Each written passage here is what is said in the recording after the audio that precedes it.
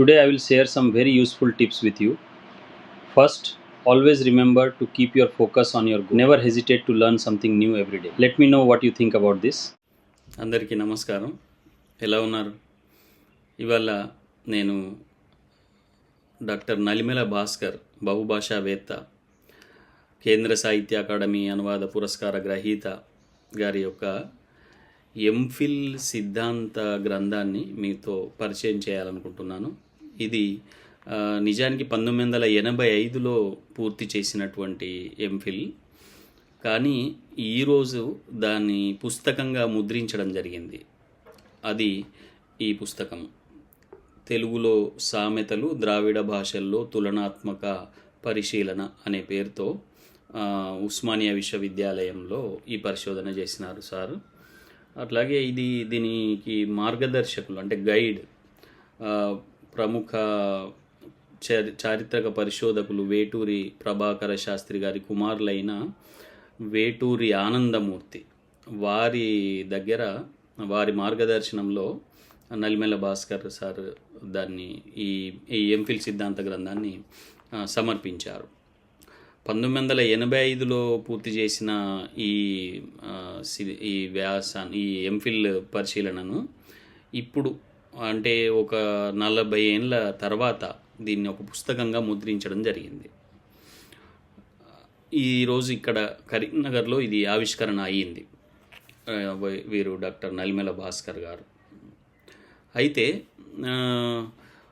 ఒక పరిశీలన, ఒక పరిశోధన అనేది ఎంత సమగ్రంగా ఉండవచ్చో, అట్లాగే ఎంత కృషి చేస్తే ఒక పరిశోధన పూర్తవుతుందో తెలియాలంటే ఇట్లాంటి గ్రంథాలని చదవాల్సిన అవసరము, పరిశీలించాల్సిన అవసరం ఉంది. సాధారణంగా మనము ఒక భాషను నేర్చుకోవడమే ఎంతో కష్టంగా, ఒక భాషలో పరిణతి సాధించడము, అన్నిటినీ తెలుసుకోవడం అనేదాన్ని చాలా కష్టంగా భావిస్తుంటాం. కానీ నలిమెల భాస్కర్ గారు 14 భాషల్లో వారు పరిపూర్ణమైనటువంటి అభ్యాసం చేసి ప్రతి భాషలో నుంచి తెలుగులోకి అనువాదం చేశారు, తెలుగులో నుంచి ఇతర భాషల్లోకి కూడా అనువాదం చేశారు. అది ఎంత గొప్ప విషయము.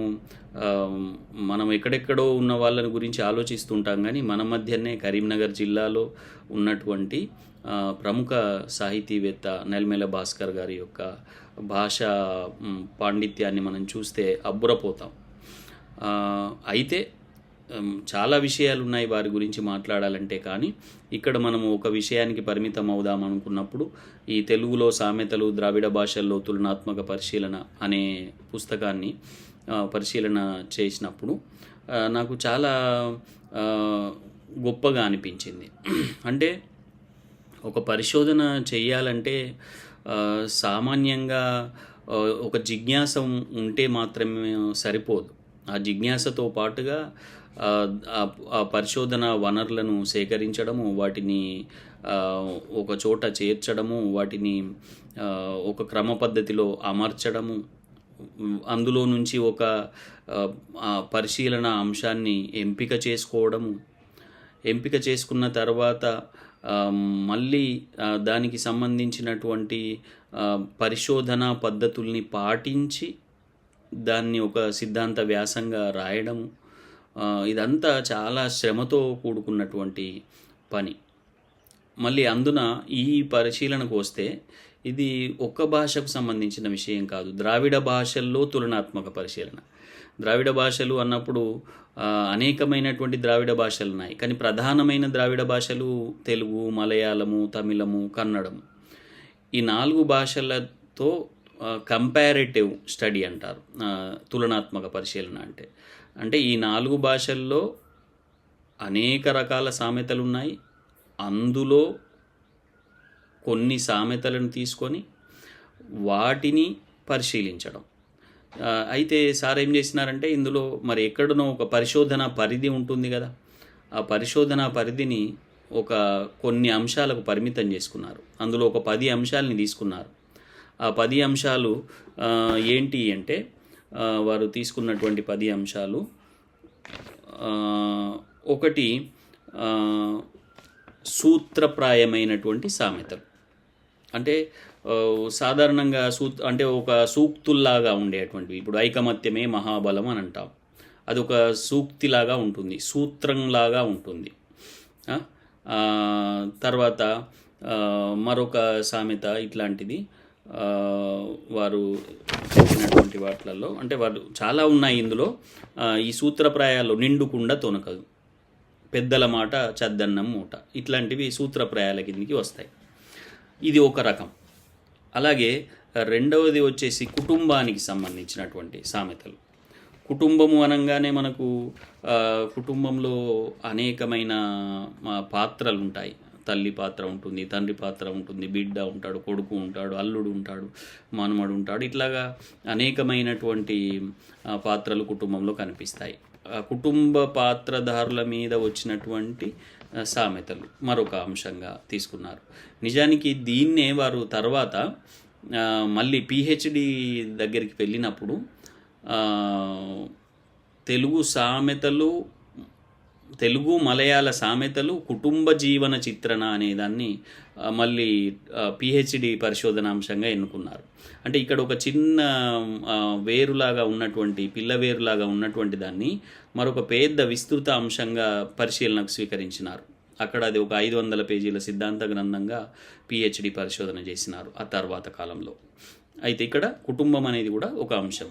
ఒకటేమో సూత్రప్రాయాలు, రెండవదేమో కుటుంబము అనేది, మూడవదేమో కులం. మన సమాజం లోపల కులం అనేది ఒక అంశంగా ఉంది. ఆ కులానికి సంబంధించినటువంటి ప్రతిభను కానీ, నైపుణ్యాన్ని కానీ, లేదంటే వాళ్ళలో ఉండేటువంటి వివిధ రకాలైన స్వభావాల్ని కూడా సామెతల్లో మనం చూడవచ్చు. ఆ కులం అనేటువంటి అంశానికి సంబంధించిన సామెతలు ఒక అంశం. అలాగే పెళ్ళి, మానవ జీవిత గమనం లోపల పెళ్ళి అనేది కూడా ఒక అంశం. పెళ్ళి అన్నప్పుడు భర్త, భార్య ఇట్లాంటివి ఉంటాయి. ఆ అంశాలకు సంబంధించి మళ్ళీ ఒక అంశం. అంటే సూత్రప్రాయాలు, కుటుంబము, కులము, పెళ్ళి, తర్వాత స్త్రీ కేంద్రంగా వచ్చినటువంటి సామెతలు.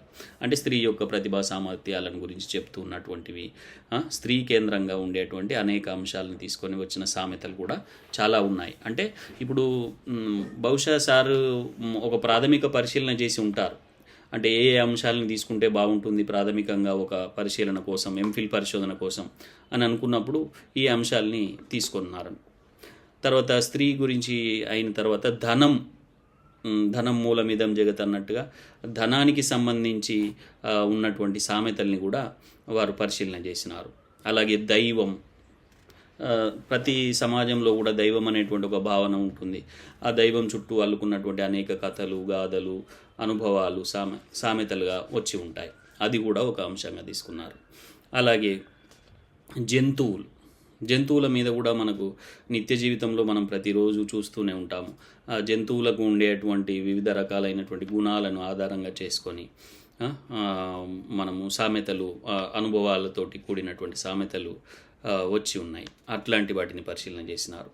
అలాగే వ్యంగ్యం, అంటే ఒక వ్యక్తిని ప్రేరేపించడానికైనా కావచ్చు, లేకపోతే అతన్ని కొద్దిగా ఎత్తి పొడుపుగా చెప్పడానికైనా కావచ్చు, లేకపోతే అతనిలో ఒక స్ఫూర్తి నింపడానికి కావచ్చు, ఒక రకంగా కొంత వెటకారంతో కూడినటువంటి శైలితో వ్యంగ్యమైనటువంటి సామెతలు కూడా ఉంటాయి.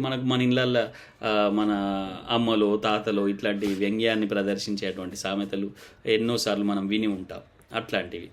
తర్వాత ఇంకొక చివరి కేటగిరీ, అంటే మొత్తం 10 విభాగాలుగా చేసుకున్నారు. పరస్పర వైరుధ్యాలు, అంటే ఈ 9 కోణాలకు కూడా ఎక్కడనో ఒక చోట, లేదంటే ఒక దాంట్లో 2 రకాలైనటువంటి అనుభవాల్ని చెప్పేటువంటి పరస్పర విరుద్ధమైనటువంటి స్వభావం కలిగినటువంటి సామెతల్ని ఇందులో తీసుకున్నారు. ఇట్లా ఒక 10 అంశాలను ఎంపిక చేసుకొని ఆ 10 అంశాల్లో ఉన్నటువంటి ఒక్క భాషలో కాదు, మళ్ళీ ఆ 10 అంశాలకు సంబంధించి ఈ 4 ప్రాథమికమైనటువంటి ద్రావిడ భాషలు, అంటే తమిళము, మలయాళము, కన్నడము, తెలుగు, ఈ 4 భాషల్లో ఉన్నటువంటి ఈ 10 విభాగాలకు సంబంధించినటువంటి సామెతలను వారు పరిశీలించి ఒక సిద్ధాంత గ్రంథాన్ని రూపొందించినారు.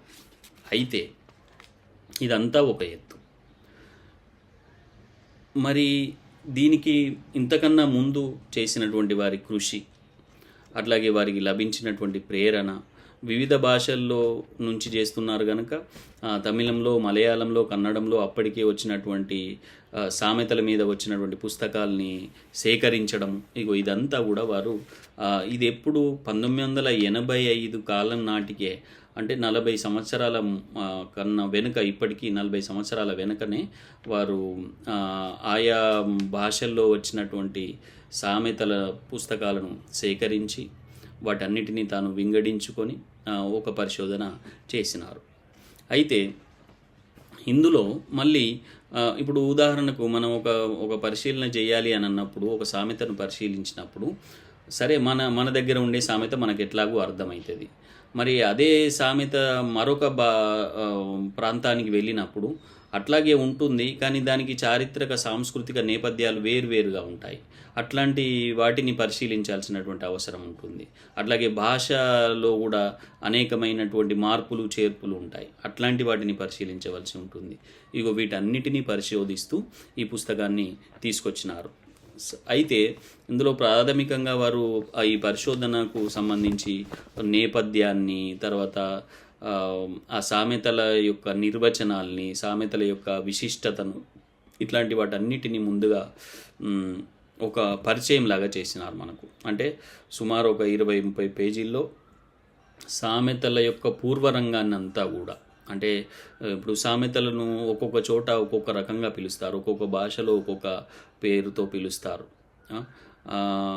అట్లాగా ఆ సామెతలకు వివిధ భాషల్లో ఉన్నటువంటి పేర్లు ఏమిటి, వాటిని ఇక్కడ మనకు ఒక సందర్భంలో మొదట పేజీల లోపల వాటిని కూడా ఇచ్చినారు. ఉదాహరణకు సంస్కృతంలో సామెతను ప్రవాద లేదా లోకోక్తి, లోక ప్రవాద అంటారు. మరాఠీలో ఆహన లోకోక్తి అని పిలుస్తారు. బెంగాలీ భాషలో ప్రవాద లోకోక్తి, హిందీలో కహావత్ అంటారు, లోకోక్తి అని కూడా అంటారు. అంటే ఈ 4 భాషల్లో కూడా లోకోక్తి అనే మాట సాధారణంగా కనిపిస్తూ ఉంది. అంటే ఈ సంస్కృతంలో, మరాఠీలో, బెంగాలీలో, హిందీలో లోకోక్తి అనేది సామెతకు ఒక పర్యాయ పదం అన్నమాట. అలాగే గుజరాతీకి వెళ్తే కహేవత్ లేదా ఉఖాను అనే పేరుతో ఉంది. ఉర్దూలో జర్బుల్ మిస్ల్ అని ఉంది. రాజస్థానీలో ఒఖానో కహావత్ అని ఉంది. అలాగే తమిళంలో పలమొలి అని అంటారట. లోపల వారు వివరణ కూడా ఇచ్చినారు. పలమొలి అంటే పాత మాట, అంటే ఇప్పుడు ఏదో పెద్దల మాట, చద్దన్నం మూట అన్నట్టుగా పాత మాటను తమిళంలో పలమొలి అంటారు. అంటే సామెతకే ఆ పేరు ఉంది, పాత మాట అని. అంటే ఏదో వెనుకటేదో చెప్పినట్టు అని మన దగ్గర కూడా అంటుంటారు, వెనుకటోళ్ళు చెప్పినట్టు అన్నట్టుగా పలమొలి అని పిలుస్తారన్నమాట. మలయాళంలో కూడా పలం చొల్ అంటే చెప్పడం, సొల్లుంగా అని కూడా మనకు తమిళంలో, మలయాళంలో మాట్లాడడం మనం చూస్తూ ఉంటాం. అంటే పాతగా మాట్లాడినటువంటిది, పాతకాలంలో మాట్లాడినటువంటిది అనే అర్థము ఈ మలయాళ పదానికి ఉన్నది. అలాగే కన్నడంలో నానుడి గాథే అనే మాట ఉంది. గాథే అంటే తెలుగులో కూడా మనకు గాథలు అనేటువంటి మాట కవిత్వానికి ప్రాకృతంలో ఉన్నాయి. కానీ ఈ కన్నడంలో మాత్రము గాదే నానుడి అంటారు సామెతను. ఇంకా మనకు తెలుసు సామెత అనేది సామ్యత అనే దాని నుంచి వచ్చింది అని, సామ్యత అంటే ఉపమానం అని, ఇట్లాగా. అట్లాగే తెలుగులో కొన్ని ప్రాంతాల్లో, ఇప్పుడు నెల్లూరు లాంటి ప్రాంతాల్లో చాటువా అని, సాటువా అని ఇట్లాంటి మాటలు కూడా ఉన్నాయి. లోకోక్తి కానీ, పలుకుబడి, జనశ్రుతి ఇట్లాంటి మాటలు కూడా సాధారణంగా వినిపిస్తూ ఉంటాయి. ఏది ఏమైనా ఇన్ని రకాలుగా. అంతేకాకుండా ఈ నిర్వచనం, అంటే సామెత అనేదానికి సరే అర్థాలు ఒకవైపు, మరొక వైపు నిర్వచనం, అంటే సామెతలో ఏముంటుంది అని చెప్పడానికి సామెత యొక్క నిర్వచనాలు వివిధ భాషల్లో నుంచి సేకరించి చాలా విలువైనటువంటి నిర్వచనాలన్నిటినీ కూడా ఇందులో కుప్పబోసినారు. మనకు తెలుసు మన మొల్ల తన రామాయణంలో ఒక చోట ఒక పద్యం చెప్తానమాట. కందువ మాటలు సామెతలందముగా కూర్చి చెప్పనది తెనుగునకున్ పొందై రుచియై వీణుల విందై మరి కానుపించు విబుధుల మదికిన్ అని మొల్ల చెప్పడం మనం చూడొచ్చు. అంటే సామెతలు అనే మాట అక్కడ ఆమె వాడింది. ఆమె సుమారు 16వ శతాబ్దపు కాలపు కవయిత్రి. అట్లాగే మనకు శ్రీనాథుని లాంటి వాళ్ళు అనేక సందర్భాల లోపల సామెతలను, జాతీయాలను తమ కవిత్వం లోపల, అంటే మొదటి నుంచి నన్నయ్య కాలం నుంచి ఉన్నప్పటికీ కూడా చాటు ఊళ్ళల్లో చాలా సందర్భాల్లో సామెతలను ప్రయోగించినటువంటి వారిగా మనకు శ్రీనాథుడు కనిపిస్తాడు. అయితే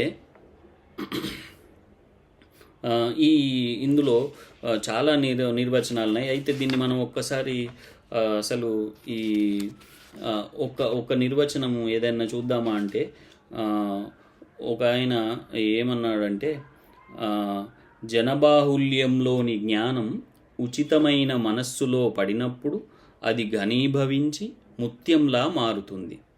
పలువురి భావం ఒక్కరి మాటలో చూసి ఆ మాట పదుగురి మాట అవుతుంది. సామెతల్ని చూస్తే జనబాహుల్యపు మనస్సు ఎలాంటిదని ఊహించసాధ్యం కావడానికి కారణం ఇదే అని మాస్తి అనే అతను వారి నిర్వచనం ఇది. అంటే ఏంటి ఇక్కడ,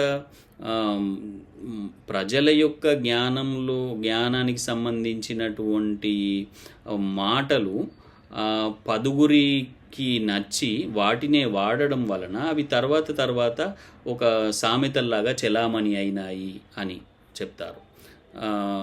అట్లాగే ఆకారంలో వామనుడిలా, అర్థంలో త్రివిక్రముడిలా ఉన్న సామెత జానపద జీవన సార సర్వస్వ సంక్షిప్త రూపం అని అన్నారు. అంటే ఆకారంలో వామనుడు అంటే పొట్టిగా చిన్నగా మాత్రమే ఉంటుంది, కానీ అర్థంలో మాత్రం త్రివిక్రమ అవతారం లాగా ఉంటుంది. అంటే అంతకంతకు దానిని విస్తృతపరచుకున్నట్టుగా మనకు అన్వయం చేసుకున్నప్పుడు తెలుస్తూ ఉంది. అట్లా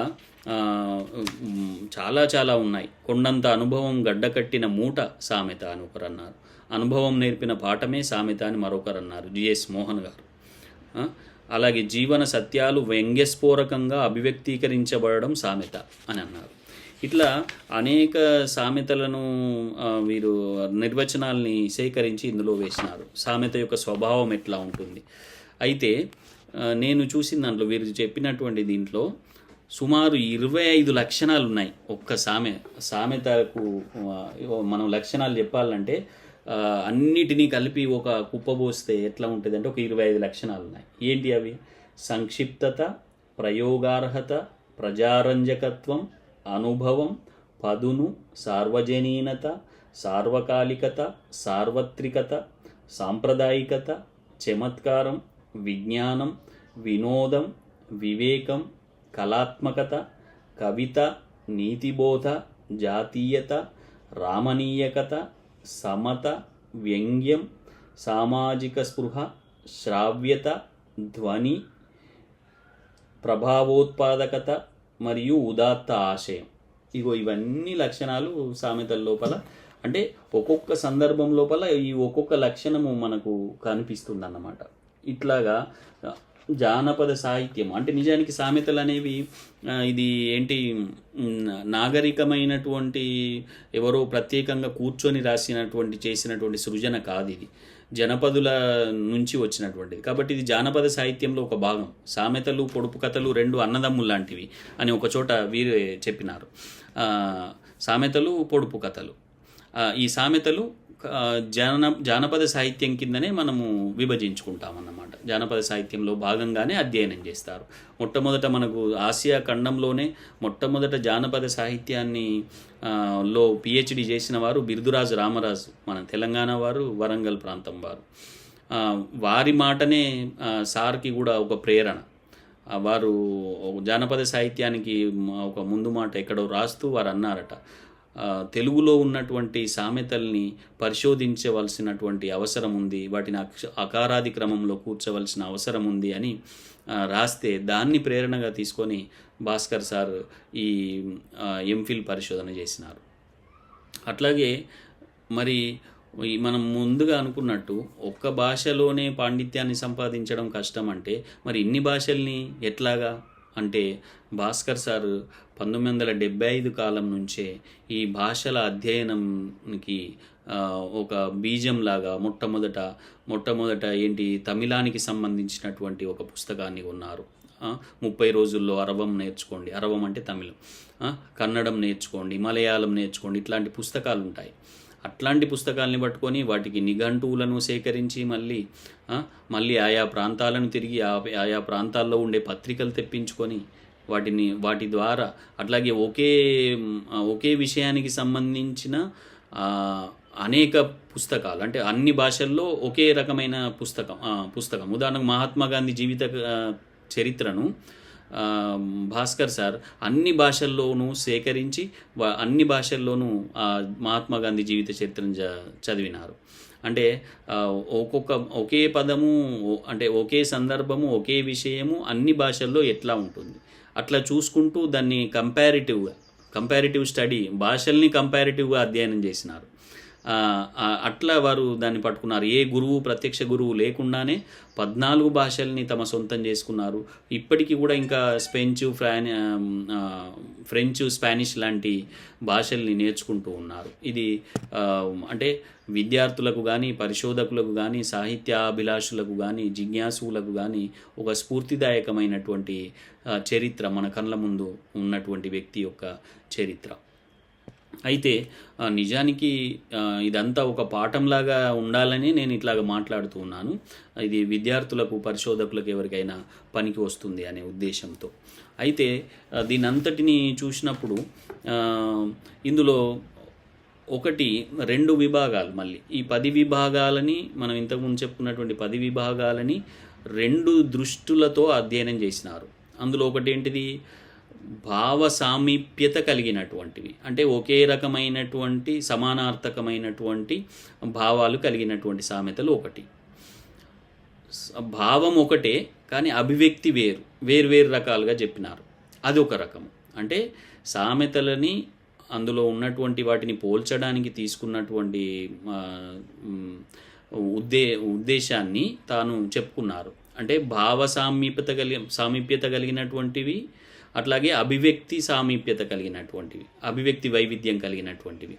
ఇవి రెండిటిని కేంద్రంగా చేసుకొని సార్ వీటిని అధ్యయనం చేసి ఈ పరిశోధన గ్రంథాన్ని రాసినారు. అట్లాగే మరి సార్ 1975లో తమిళం నేర్చుకున్నారు, 77లో కన్నడం నేర్చుకున్నారు, 80లో మలయాళం నేర్చుకున్నారు. ఆ తర్వాత ఒకటి వెంట ఒకటి ద్రావిడ భాషలన్నీ కూడా నేర్చుకున్నారు. భారతీయ భాషలు 14 నేర్చుకున్నారు. అట్లాగా అయితే మరి ఈ 10 ఇట్లలో ఉన్నటువంటి వాటిలలో మనం ఒకసారి ఇందులో ఉన్నటువంటి ఈ 10 విభాగాలుగా చెప్పినటువంటి ఈ సామెతల్లో వారు గుర్తించినటువంటి నిర్ధారణలు ఏమిటి, లేదా ప్రత్యేకతలు ఏం గుర్తించినారు అనేది చూసినప్పుడు వారు సూత్రప్రాయాలు అనే ఒక కేటగిరీ ఉంది, ఒక విభాగం ఉంది. దానిలో ఇంతకుముందు చెప్పినట్టుగా నిండుకుండ తొనకదు, కోపమున్న వాడికే దయ ఉంటుంది, ఇట్లాంటివి చెప్పినారు. ఇట్లాంటివి చెప్పినప్పుడు వారు అన్ని ద్రావిడ భాషల సాహిత్యాన్ని అధ్యయనం చేసినారు కనుక ఒక ప్రభావాన్ని చెప్పినారు. ఏంటది అంటే తమిళంలో తిరువల్లువర్ అని ఉన్నారు. ఆ తిరువల్లువర్ తిరుక్కురల్ అనేటువంటి గ్రంథాన్ని రాసినారు. అలాగే కన్నడంలో సర్వజ్ఞుడు ఉన్నాడు. అలాగే అదే తమిళంలో ఔవయ్యార్ అనే అతను ఉన్నాడు. అట్లాగే మన తెలుగులో వేమన ఉన్నాడు. ఇట్లాంటి వాళ్ళందరూ పూర్వకాలంలోనే తమ రచనల్ని, అంటే పద్య రూపాల లోపల ఇట్లాంటివి చేసిన సందర్భంలో వాళ్ళ యొక్క మాటలు కూడా ప్రేరణగా ఉండి జనబాహుల్యంలోకి వచ్చినటువంటి ప్రభావము ఈ సూత్రప్రాయాలైనటువంటి సామెతల మీద కనిపిస్తుందని ఒక నిర్ధారణ చేసినారు. అట్లాగే ఇప్పుడు ఒక్కొక్క ప్రాంతంలో భౌగోళికంగా కొన్ని విశిష్టతలు ఉంటాయి. కేరళ ప్రాంతంలో ఏనుగు సర్వసాధారణంగా కనిపించే జంతువు, కాబట్టి ఏనుగు మీద ఉండేటువంటి సామెతలు ఎక్కువగా కనిపిస్తాయన్నారు. అట్లాగే ఒక్కొక్కరి అభివ్యక్తి విషయంలో తెలుగులో, తమిళంలో, మలయాళంలో, కన్నడంలో ఎట్లా వైవిధ్యం ఉంది అని అన్నప్పుడు తమిళము, మలయాళము మొదలైనటువంటి భాషల్లో 1000 అనే పదాన్ని వాళ్ళు ప్రధానంగా తీసుకుంటే, ఏదైనా చెప్పాలని అనుకున్నప్పుడు, అతిశయోక్తిగా చెప్పాలనుకున్నప్పుడు తెలుగు వాళ్ళు 1,00,000 అనే పదాన్ని తీసుకుంటారు అని చెప్తాడు. అక్కడ వాళ్ళు ఏదైనాకైనా కానీ ఇప్పుడు ఏంటి 1000 అబద్ధాలాడైనా ఒక పెళ్లి చేయాలనేది తెలుగులో ఉంది. అట్లాగే అయితే 1,00,000 చుక్కలైనా ఒక్క చంద్రుడు గాడు అని తెలుగులో సామెత ఉంది. మిగతా వాటిలలో 1000 పిల్లులు కలిస్తే ఒక్క పులి అవుతుందా అని కన్నడంలో ఉంది. అక్కడ 1000 అనే శబ్దమే వాళ్ళకు ఎక్కువగా వాడడం కనిపిస్తుంది అన్నమాట. ఇట్లాంటి ఒక ప్రత్యేకత. అట్లాగే మనకు తెలుగులో వచ్చేసరికి యతి ప్రాస ఉండేటువంటి సందర్భాలు, అంత్యప్రాస ఉండేటువంటి సందర్భాలు మన తెలుగు సామెతల్లో ఎక్కువగా ఉన్నాయని, అంటే కొన్ని సందర్భాల్లో కన్నడంలోను, తమిళంలోనూ ఉన్నప్పటికీ ఎక్కువగా తెలుగు సామెతల్లో ఈ యతి ప్రాస అనేవి బాగా ఎక్కువగా కనిపిస్తాయనే దాన్ని కూడా వారు గుర్తించినారు. ఇంకా అయితే ఇంకొకటి ఏంటంటే, ఈ పుస్తకాన్ని మనం చదివినప్పుడు అయ్యో మనకు తమిళం రాదు కదా, మరి మలయాళం రాదు కదా, కన్నడం రాదు కదా అని ఒక ఏదో అనుమానం ఉంటుంది. అట్లాంటి సందర్భంలో వీరు ఏం చేసినారంటే, ఆ తమిళ మలయాళ భాషల్ని యథావిధిగా రాయడం కాకుండా వాటిని లిప్యంతరీకరణ చేసినారు. అంటే తెలుగులోనే ఉంటుంది, తెలుగు లిపిలోనే ఉంటుంది. ఇప్పుడు ఇక్కడ ఆలి పంచాయతీ రామాయణం, పాలి పంచాయతీ భారతం అని తెలుగులో ఉంది. మళ్ళీ కన్నడము మన్నినింద కౌరవ కెట్ట, హెన్నినింద రావణ కెట్ట అనేది ఇది కన్నడ భాషనే, కానీ తెలుగు లిపిలో రాసినారు. అట్లాగే మలయాళము, తమిళము వాటిని కూడా తెలుగు లిపిలో రాసినారు. అయితే ఇది ఉండడం వల్ల ఒక సౌలభ్యం ఏంటంటే, మనకు కొన్ని తమిళ పదాలు కూడా తెలిసిపోతాయి, కన్నడ పదాలు, మలయాళ పదాలు. ఎందుకంటే ఇవన్నీ మూల ద్రావిడమే. ఆ మూల ద్రావిడంలో ఈ 4 భాషలకు కూడా పరస్పర ఆదాన ప్రదానాలు ఉంటాయి. కాబట్టి వాటిని చూడగానే మనం కూడా ఒక పోలిక, కంపారిటివ్గా మనం కూడా చూసి మనం కూడా కొన్ని పదాలని నేర్చుకునే అవకాశం మనకు దీని ద్వారా కలుగుతూ ఉన్నది. అంటే ఒకే రకమైనటువంటి, ఇంతకుముందు నేను చెప్పాను కదా, గాంధీ జీవిత చరిత్రను అనేక భాషల్లో చదివినప్పుడు ఓహో ఈ సందర్భంలో ఈ పదం వాడినారంటే ఇది అర్థమై ఉంటుంది అని మనం ఊహించడానికి కొంత అవకాశం కలుగుతుంది. అట్లా కూడా నేర్చుకునేటువంటి అవకాశము ఇందులో మనకు కనిపిస్తుంది. అట్లనే కొన్ని పదాల అర్థాలు చూసినప్పుడు నాకు భలే అనిపించింది. అయితే ఇప్పుడు అన్నం అనే మాట ఉంది. అన్నం అనే మాట తమిళంలో హంస అనే అర్థంలో వాడతారు. అలాగే ఇప్పుడు మనము పిల్లి అన్నాము, వాళ్ళు కన్నడంలో పూనా అంటారు, పూనా. అట్లానే ఇంకొకసారి ఒక మంచి అబ్జర్వేషన్ చెప్పినారు. తమిళంలో ఉండే పదాలు, తెలుగులో ఉండే పదాలకు ఒక భేదం ఉంది. ఇప్పుడు మనము అవ్వ అంటాము, వాళ్ళు అవ్వై అంటారు. మనం వాసన అంటాం, వాళ్ళు వాసనై అంటారు. మనము పిల్ల అంటాము, వాళ్ళు పిల్లై అంటారు. ఇది తమిళంలో కనిపిస్తుంది. అట్లాగే తెలుగుకు, కన్నడానికి కూడా ఇట్లాంటి ఒక సామీప్యతం. ఇప్పుడు మనం చీర అంటాం, వాళ్ళు చీరే అంటారు. మనం కాకి అంటాం, వాళ్ళు కాగే అంటారు. అంటే ఏత్వంతో ఉంటాయి కొన్ని పదాలు. అంటే తమిళానికి, మలయాళానికి, తెలుగుకు ఇట్లాంటి కన్నడానికి ఇట్లాంటి ఒక సామీప్యత ఉంది. అంటే ఒకే పదాలని వాడుతాము, కానీ ఆ చివరలో ఉండేటువంటి ఉచ్చారణ లోపల కొంత తేడా కనిపిస్తుంది అనేది. అలాగే ఇట్లాంటివి మనకు చాలా పదాలు మనకు తెలుస్తాయి అన్నమాట ఇది చదివినప్పుడు. అయితే నిజానికి ఇది మీరందరూ ఎవరైనా సరే ఈ పుస్తకాన్ని ఇంకా వివరంగా చదవాలి అని అనుకున్నప్పుడు ఈ 10 విభాగాల్లో ఉండేటువంటి అనేక సామెతలు, వారు పోల్చినటువంటి సామెతలు, వందలాది సామెతలు ఉన్నాయి. వాటన్నిటినీ మనము వీడియో ముఖంగా చెప్పుకోవాలంటే చాలా సమయం తీసుకుంటుంది.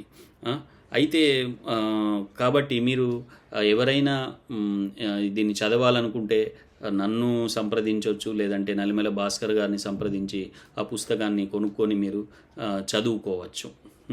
మరి ఇట్లా ఇది అయితే ముగింపుగా ఒక మాట నేను చెప్పదలుచుకున్నాను. మనం సాధారణంగా ఏదో ఒక పనిని మొదలుపెట్టి ఊరికేనే మధ్యలో మానేస్తూ ఉంటాం. కానీ నలిమెల భాస్కర్ సార్ గారు తాను 1975లో మొదలుపెట్టినటువంటి భాషల ప్రయాణాన్ని ఈనాటికి కొనసాగించడం వల్లనే వారు అనేకమైనటువంటి అంటే తెలంగాణ పదకోశం కావచ్చు, బసవపురాణ పదకోశం కావచ్చు, తెలంగాణ భాష దేశీయ పదాలు, తర్వాత తమిళ పదాలు, సంస్కృత పదాలు, ఇట్లాగా అనేకమైన పుస్తకాల్ని తర్వాత కాలంలో రచించగలిగినారు. అంటే ఒక మూలము ఒకటి వేసినప్పుడు దాన్ని పట్టుకొని వెళ్తూ ఉంటే దాని తర్వాత మనకు అంటే ఒక విస్తృత ప్రపంచం కనిపిస్తుంది. ఒక మొక్క చిన్నదిగా ఉన్నప్పుడు దానికి అది నేలకే అంటుకుపోయినట్టుగా ఉంటుంది. కానీ పైకి వెళ్ళే కొద్దీ దాని శాఖోపశాఖలుగా అది విస్తరించినప్పుడు విశాల ప్రపంచాన్ని చూస్తుంది. అట్లాగా మనము కూడా ఎవరమైనా ఏదన్నైనా ఒకదాన్ని మొదలుపెట్టినప్పుడు దాన్ని నిజాయితీగా చిత్తశుద్ధితో గనక కొనసాగింపజేస్తూ ఉన్నట్టయితే తప్పకుండా అనంతర కాలంలో సమాజానికి మేలు చేసిన వాళ్ళం అవుతాము. మనము ఒక సంతృప్త జీవితాన్ని గడిపిన వాళ్ళం అవుతాము. తద్వారా మానవ జీవితాన్ని మరింత ఆనందమయం చేయడానికి, ఆలోచనామయం చేయడానికి, విజ్ఞానమయం చేయడానికి మన యొక్క జీవితం పనికి వస్తే మరి అంతకన్నా మించింది ఏముంటుంది.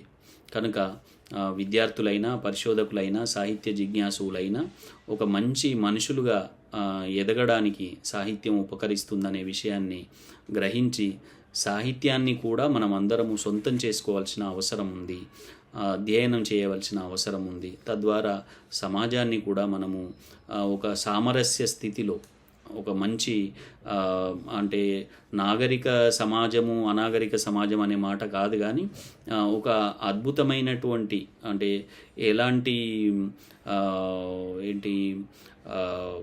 ఒత్తిడులు లేనటువంటి ఒక శాంతియుతమైనటువంటి పరిపూర్ణమైనటువంటి జీవితాన్ని గడపడానికి సాహిత్యం ఉపకరిస్తుందని నేను నమ్ముతాను. మీరందరూ కూడా దానిలో ఉండేటువంటి సారాన్ని ఆస్వాదించి మరి సాహిత్యాన్ని అంటే ఈ రోజుల్లో మనం చూస్తున్నాం చాలా ఒత్తిడితో కూడినటువంటి జీవితాల్ని గడుపుతూ ఉన్నాం. అట్లాంటి సమయం లోపల మనకంటూ కొంత సమయాన్ని కేటాయించుకొని ఉత్తమమైన సాహిత్యాన్ని కానీ ఇట్లాంటి పరిశోధనలను కానీ మనం అధ్యయనం చేసినప్పుడు మనకు ఎంతో కొంత సంతృప్తికరమైన జీవితం లభిస్తుందని తెలియజేస్తూ ముగిస్తాను. ధన్యవాదాలు.